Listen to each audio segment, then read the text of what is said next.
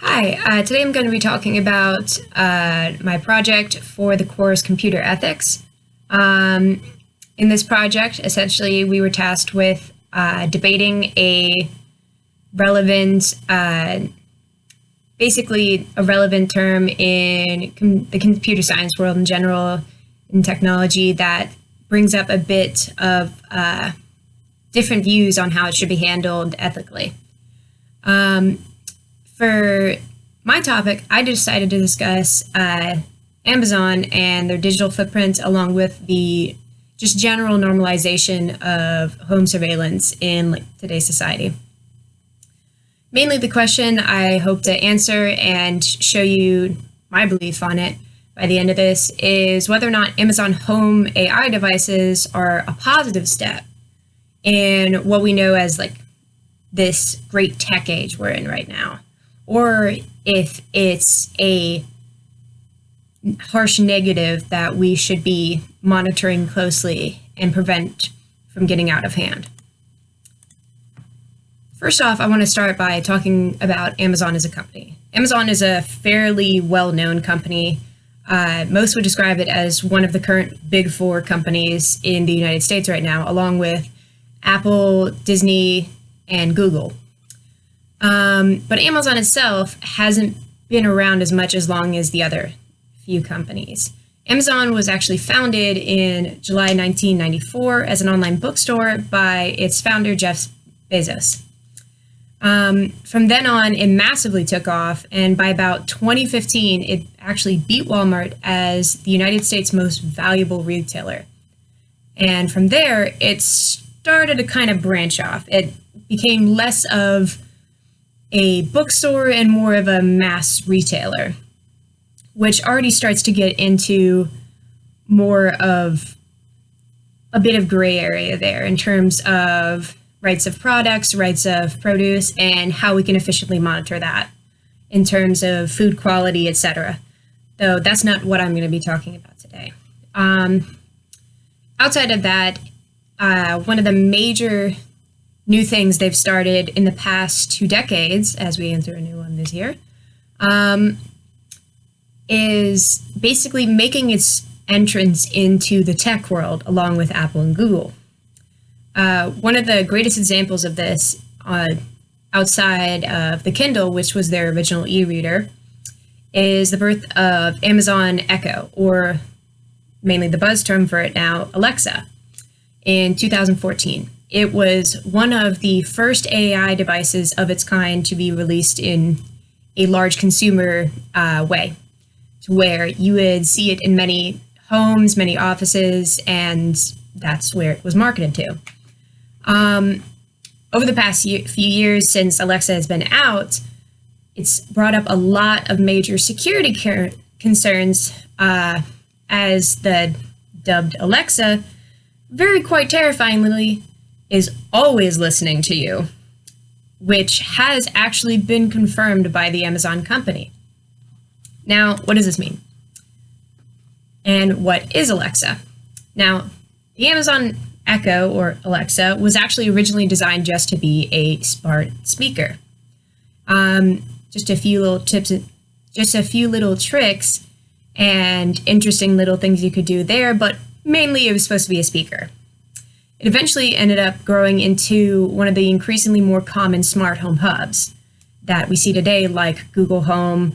Since it broke away from its creation as a smart speaker, it was given access to sources such as the news, weather, email, text messages, phone calls, and tons of other different web services. And one of the most terrifying one being current location and information that it has access to.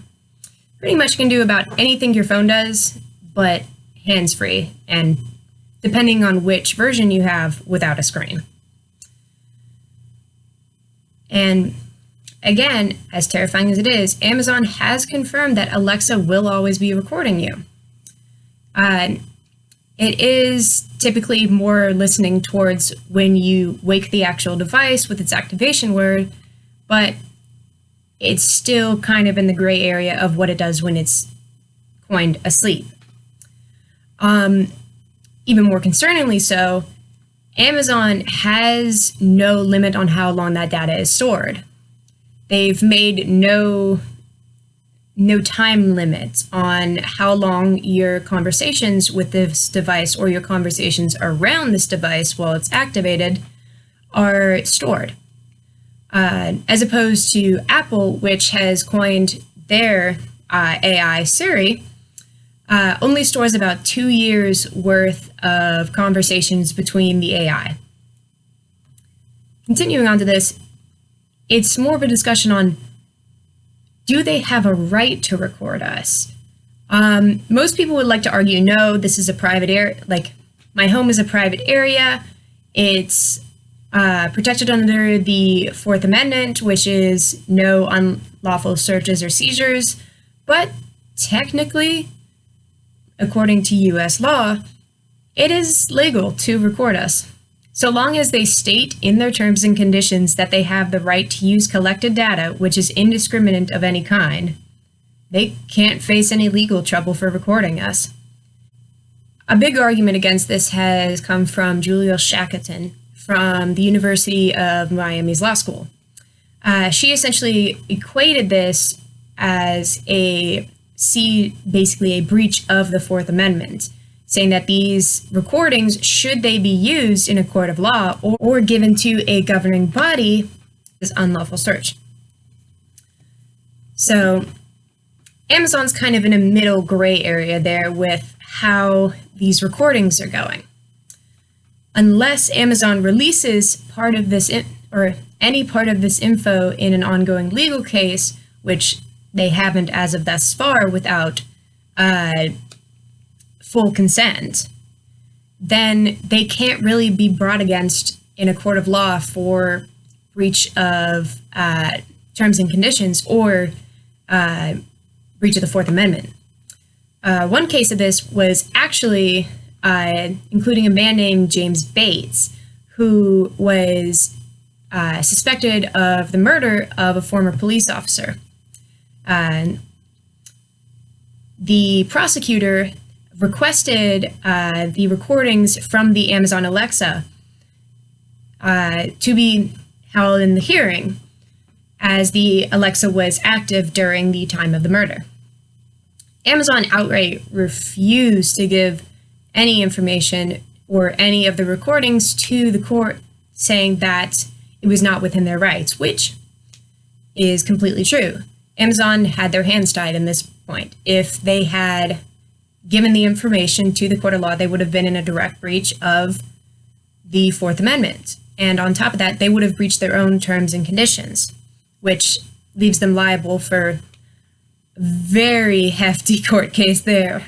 But eventually, Bates actually consented to the info being released, and the recordings were eventually given to the court case.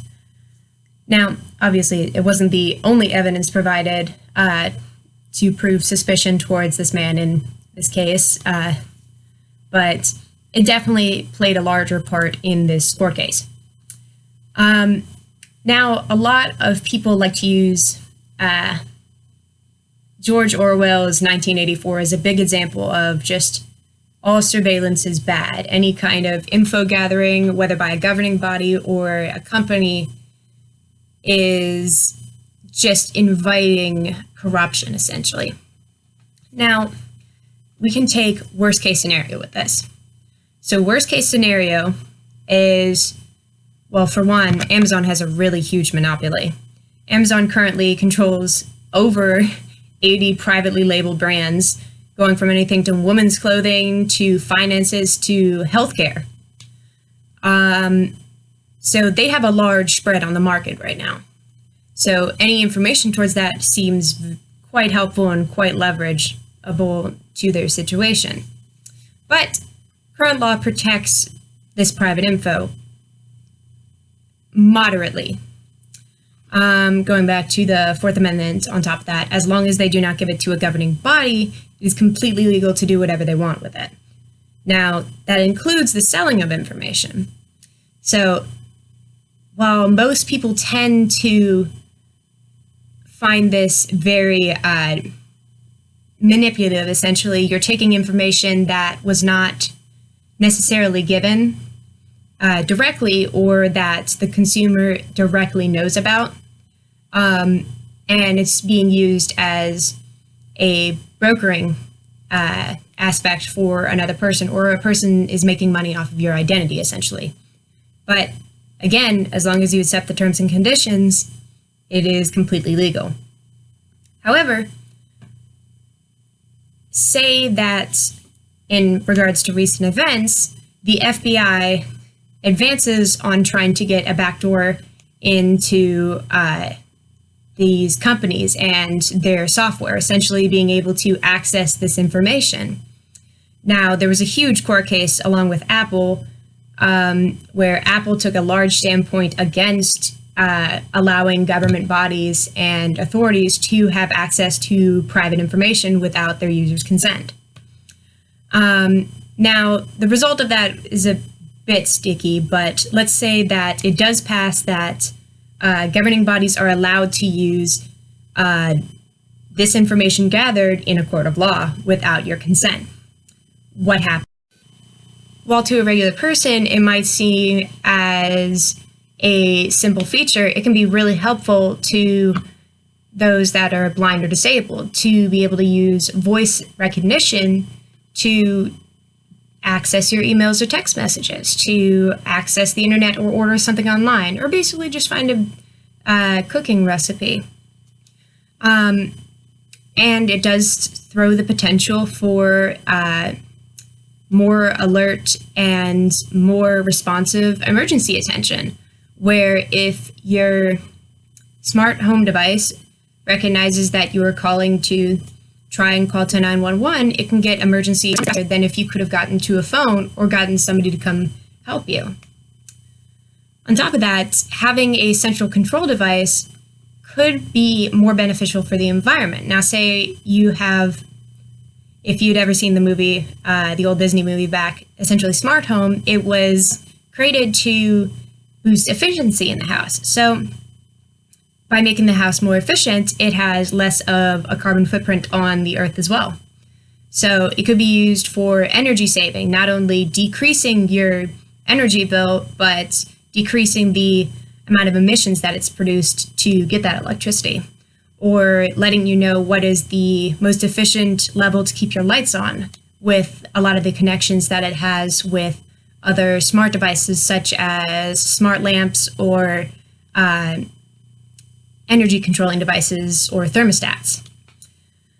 On top of this, it does provide the fast information that we would see in our phone. So without the necessity of searching it up by texting it, or by typing it out, we do have the verbal control that a lot of people do prefer.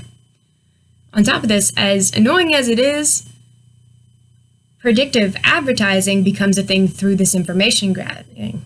Now, personally, but it does provide the benefit of personalization towards more products that you would like. Say that you would like a certain style of clothing, then Amazon registers that, selects it, and you can continue to basically only be marketed towards what you would like.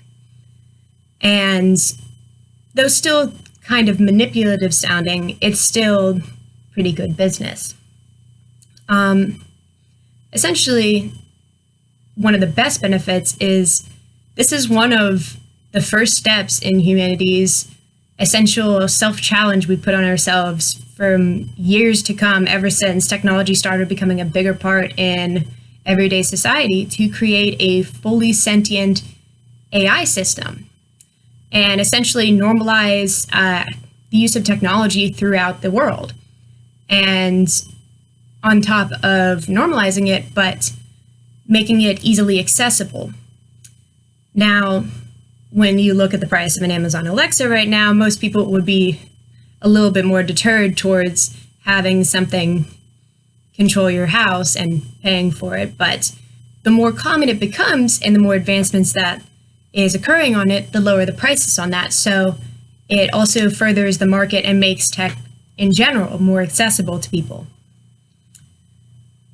Now, I've made a lot of broad arguments on Amazon's impact on our current society right now. Pretty much in conclusion to Amazon's negative effects, or Amazon's Alexa's negative effects, it is a very fine line, gray area that they're walking there in between recording and storing for long periods of times people's personal information, and through the use and marketing of that information, while it still is within their rights, it still has a bad taste to it. However, Amazon is adamant to stay out of politics and the legal side of this information and the potential harm it could cause, not only to their stocks, but to their consumers as well. But through the massive benefits that just the integration of this technology, it provides quite a benefit to just normal everyday people looking for it, or work offices. And so as long as the fundamental rights and freedoms of these consumers are upheld, Amazon's push for this normalized AI system at home is a really grand step in the future of accessible domestic technology and information, and a really large step into a great future. All right, well, this has been my presentation. Thank you for listening. If you have any questions, please feel free to ask.